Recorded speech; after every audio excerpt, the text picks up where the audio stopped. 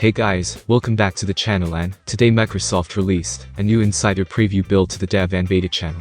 After updating to this build, the build number changes to 22616. Starting with this build, you still have the option to switch between Windows Insider channels. The option will be soon unavailable. This window will close once the Microsoft release builds with higher build numbers to the dev channel.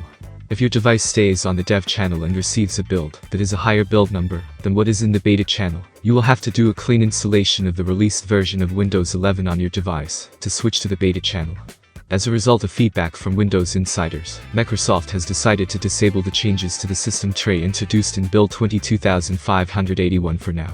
The system tray, and specifically the show hidden icons flyout, will now function the same way it did with the original release of Windows 11, including the ability to rearrange icons in the flyout.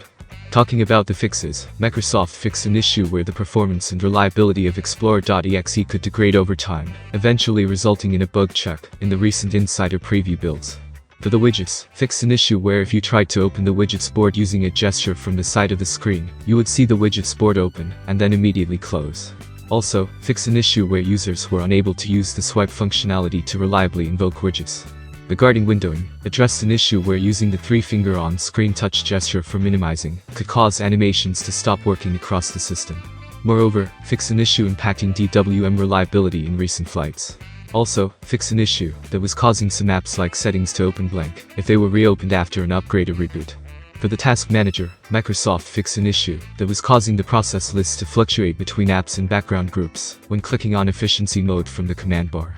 So, that was all the new things, changes, and improvements and features introduced in this build. This build also has some fixes. To know more about it, head to the link given in the description.